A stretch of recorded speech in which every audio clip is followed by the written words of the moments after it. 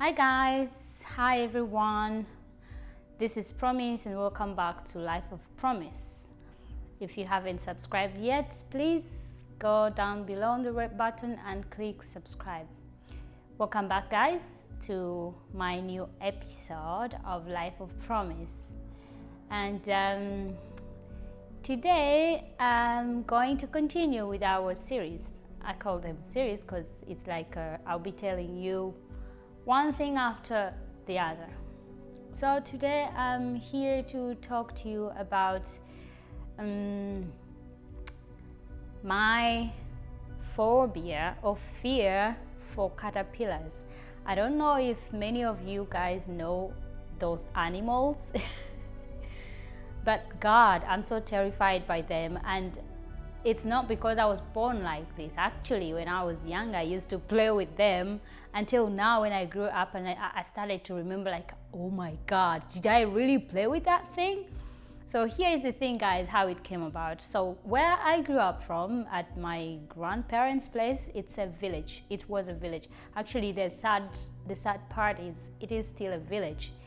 There's a friend of mine that I was telling me about my story, like how I grew up, and she was like, but Promise, how old are you? You're talking about things things that are so long ago. Like it seems like it's such a long time ago.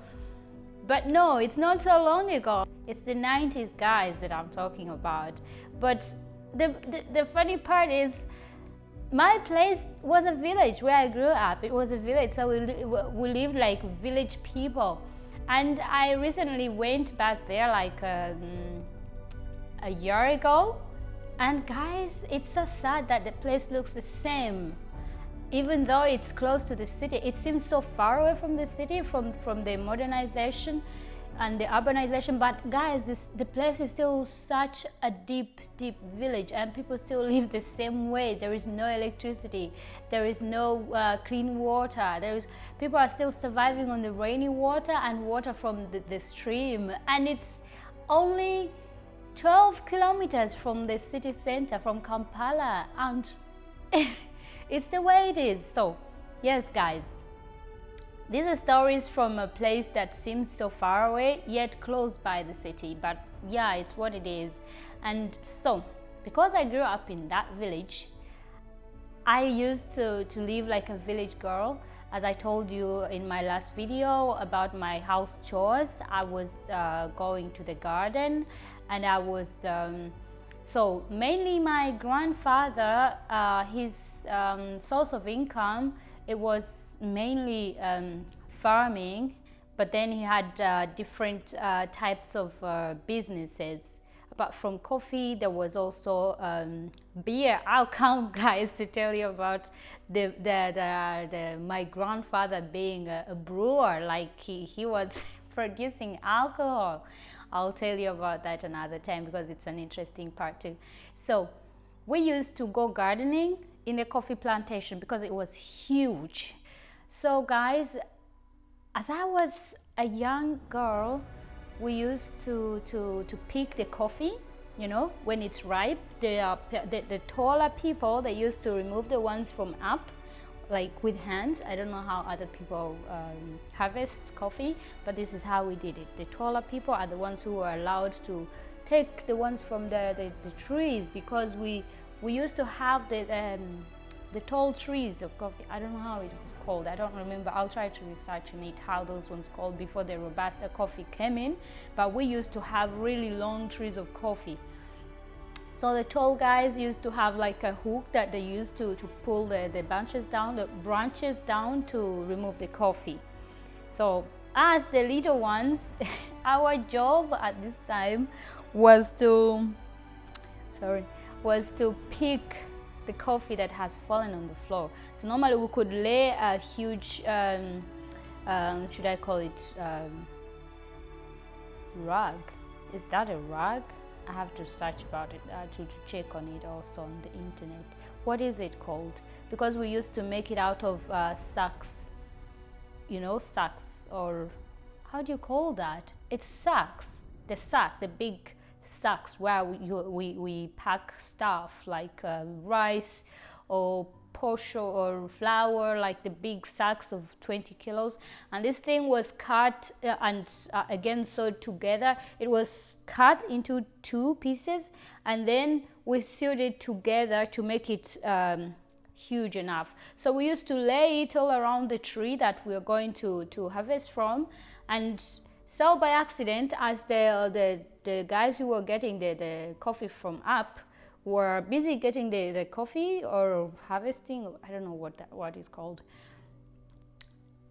Some coffee beans were dropping off this. It's called Deckel in German. I don't know how it's called. I'm trying to find the word. I'll find it, I promise you. So it's, let me say, a rug. It was a huge, like a carpet, but not a carpet, but it was that large. So some coffee beans used to fall out on the ground. So this was our job as the young kids, to pick up this coffee that was falling off the decal. Sorry guys, I'm going to use that word because it's familiar. I'm familiar with it. So yes, this was our job. And guess what, guys? Okay, I'm terrified by the thought of what was happening, because the ground, if it was not covered with greenery, like with green grass or weeds, the weed that grows on the ground, it was covered with dry leaves of the coffee, because they used to fall down and then they dried. And when they dry, they are black, like dark. And the soil was also black. I don't know if you guys know this. I don't know if any of you knows about these situations. But if you've been in the village, if you've lived in the village, I'm sure it's familiar. So the soil, because the soil was black and the leaves were black, I don't know how it came about that the animals, the caterpillars, I'm terrified to think about those moments, that came out of this place. They were black and hairy, like, oh my God.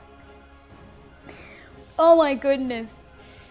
I'm having goosebumps thinking about these animals. They were like, you were busy picking the coffee and all that, and all of a sudden it's walking past your fingers, like, oh my God, what the fuck. It was so terrifying. But as kids, we were not really so terrified. Like, you could just do like that, you flip it off your fingers and you continue doing your work. And guys, every time I think about these things, these animals, I am terrified. I am horrified. My hair stands up. Every single piece of hair on my skin stands up. I'm so terrified. It was really, really scary, these animals. And so, yes, they used to just come out of the ground. As you were busy picking around, it comes out and starts walking. Oh, whew. That was very scary. And at the same time, if we were not picking coffee, we were like gardening in the coffee plantations. We were like digging. I'll say digging because that's the word we used. And as you were busy gardening, again, these animals could feel so comfortable to run out of the ground and just walk on your feet. Like it, you realized that, you know, like the sensitivity when it's walking on you, it has those very many small little legs that it just comes running on you like, and all of a sudden you feel something is walking on you, only to see a huge caterpillar, like huge, like long, like that long, guys, even longer, and it's black and it's hairy. Oh my God.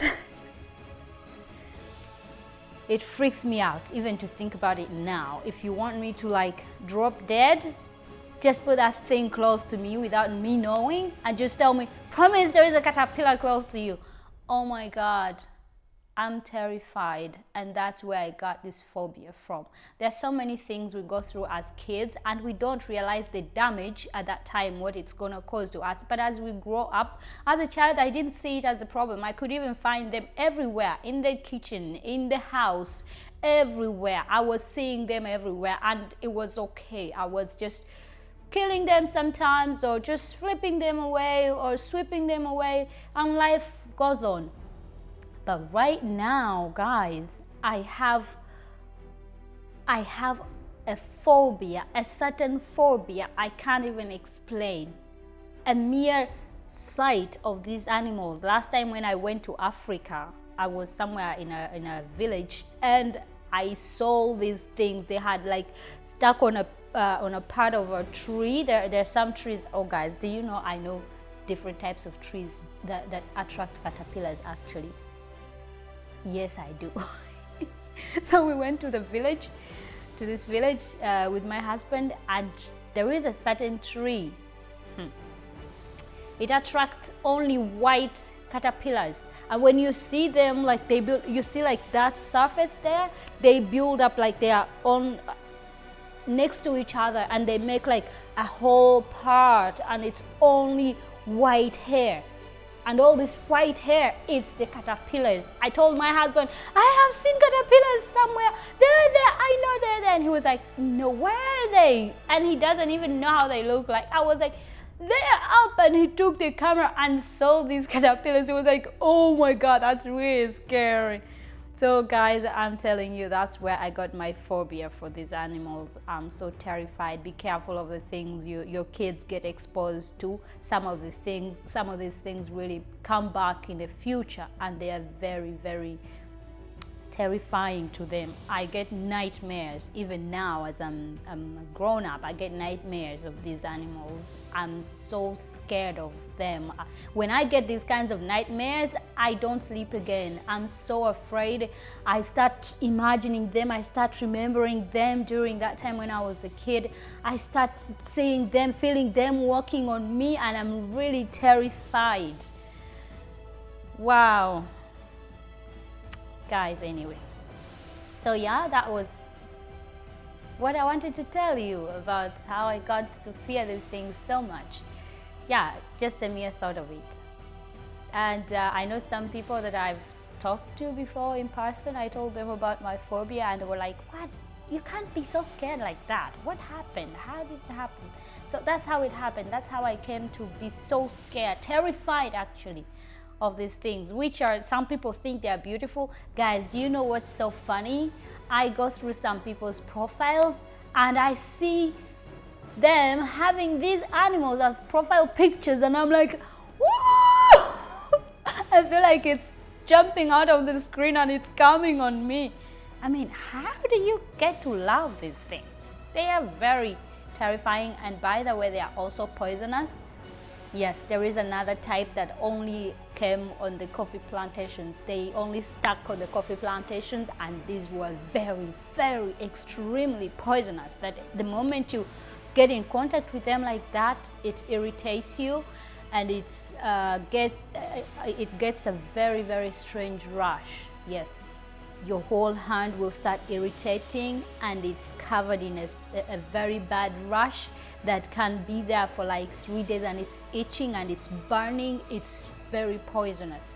I don't know how you people are friendly, are so friendly, get so friendly with these animals. They are very dangerous, according to me. Anyway, yeah, I think I've overtalked about this one topic. But yes, I hope somebody finds this interesting and maybe sends me a question about them, or it's yeah, interesting to them. Yeah, give me your feedback, and thanks to those of you who come to my inbox, to my WhatsApp, and you comment about my videos, even though you're scared to comment on YouTube. It's okay. I appreciate the privacy, and I don't take it for granted. Take care and stay safe. Yes. Please subscribe, give it a thumbs up, and leave your comments down below. Thank you so much. Bye. See you next time.